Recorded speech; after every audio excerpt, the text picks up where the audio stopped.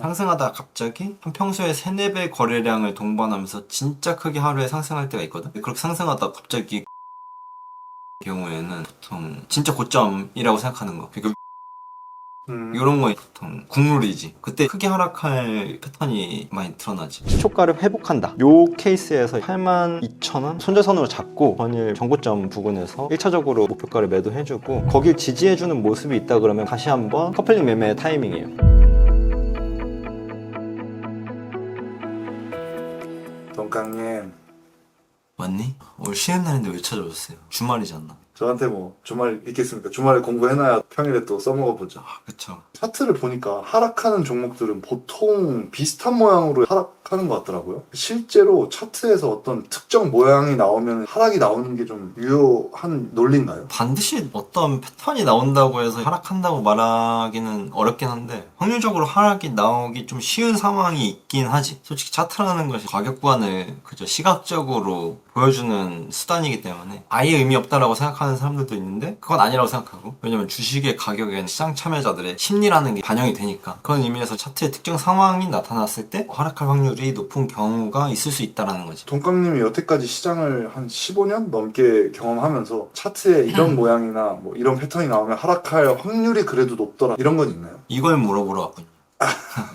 결국 기승전 기법, 기승전 패턴, 기승전 방법, 정답! 기승전 공략법, 기승전 뭐 시기. 정답을 알려주십시오. 어쨌든 뭐 휴일에까지 온다는 거 열정이 있는 거니까. 첫 번째로 뭐 생각이 나는 거는 정고점을 못 뚫는 반등이 나오는 상황인 것 같다라고 할 수 있을 것 같아요. 아마 이 경우는 주식을 조금 어느 정도 해본 사람들은 많이 들어보기도 하고 봤을 것 같기도 한데, 이런 경우를 보통 우리가 얘기하는 거는 쌍봉? 이렇게 많이 얘기하기도 하고, 미국식으로는 M자 패턴이라고도 하지. M자 타임 모델가 많이 있는데 지금 많이 갈아서 그렇지.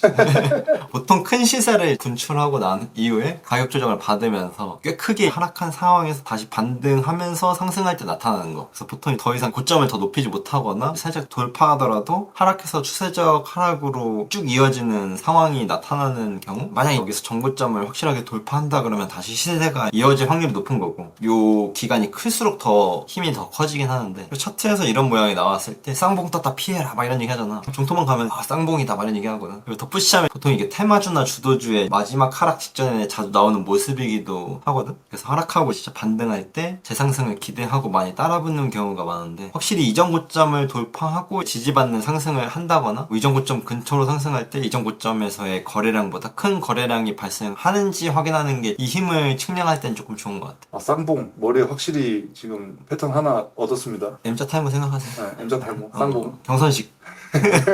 쌍봉은 M자 타임. 이미지로 바로 지금 암기 들어갔습니다. M자 타임을 생각하면 됩니다. 그리고 앞서 말한 상황이랑 사실 비슷한 거긴 한데, 주가가 아까와 같은 상황에서 정고점을 뚫고 상승하다가 다시 상승하는 경우도 있거든. 이때 마지막 탑승 기회다 뭐 이러면서 매수하는 경우도 많은데, 이때 그전 고점을 넘지 못하고 저점 아래로 이탈하면은 하락 추세가 이어지는 경우가 있어. 이걸 헤드앤숄더인가? 아마 그렇게 부를 거야. 샴푸? 엘라스틴?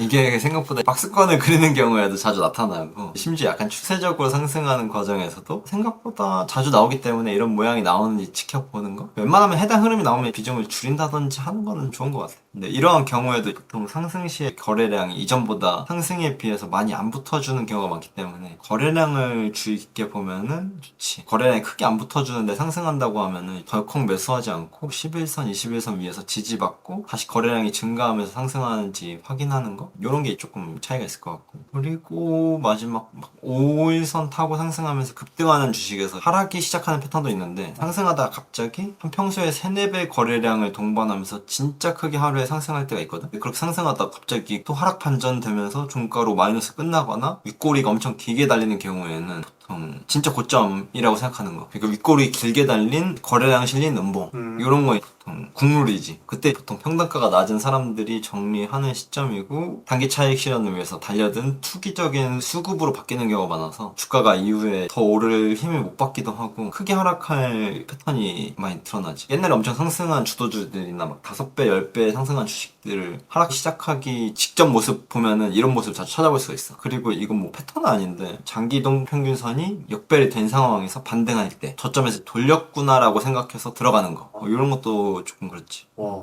오늘 이렇게 알려주신 것들은 제가 매도 타이밍이라던가 손절 이런 거에 진짜 활용해 볼 수 있을 것 같은데요. 이런 것들은 실제로 많이 트레이딩 하시는 분들이나 뭐 트레이딩 아니더라도 그냥 성장 투자하시는 분들 이런 분들은 다 아는 거일 거야. 왜냐면 되게 정론이기 때문에 거래량 실린 음봉 뭐 이런 것들은 되게 아무리 차트 이런 거 안 본다고 해도 대부분 이 정도는 다 반영해서 하는 걸로 알고 있거든. 이 정도는 그냥 정론이다. 뭐 대단한 기법은 아니고.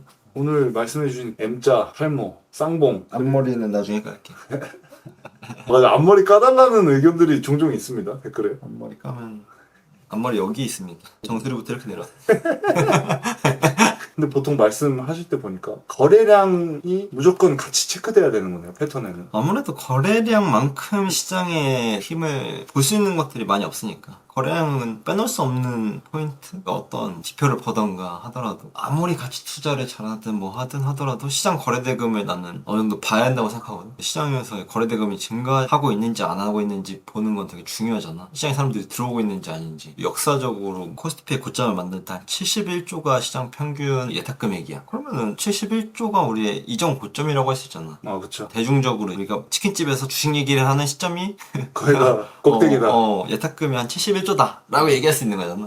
그런 면에서 거래량이랑 비슷한 거지. 지금 어디쯤에 왔는지 위치를 파악할 수 있는 좋은 지표? 반드시 봐야 되는 지표 중에 하나죠. 알겠습니다. 오늘 말씀해주신 쌍봉과 헤드앤숄더 근데 거래량을 동반한 그런 것들을 지켜보면서 제가 하락을 맞지 않도록 좀 조심을 해보겠습니다. 이런 것들은 매수에 도움 된다기보다는 매도 시점 그리고 내가 손절해야 되는 시점에 조금 더 도움되는 내용이 아닐까. 익절하는 것도 중요하고 손절하는 것도 중요하고 그리고 매수는 기술이다라는 걸 알기 위해서 이런 것들이 필요하죠. 매수가 기술인데 우리가 거래량 실린 음봉에서 살 수는 없잖아. 그건 기술이 없는 사람이지. 그런 느낌이라고 보시면 될 것 같습니다. 알겠습니다. 네, 그러면 저는 또 3시간에 뵐게요. 뜬구름 잡는 소리 아니길 바라고요. 오늘 패턴은 뜬구름이 아니라 아주 알찬 시간이었습니다. 많은 분들이 그런 얘기 그만 좀 해라 그래서 네, 이런 얘기를 잘 준비해봤는데 도움이 됐으면 좋겠고요. 다음에 또 더 좋은 이야기로 여러분들한테 즐겁게 해주는 시간이 될 수 있도록 노력하겠습니다. 바이바이.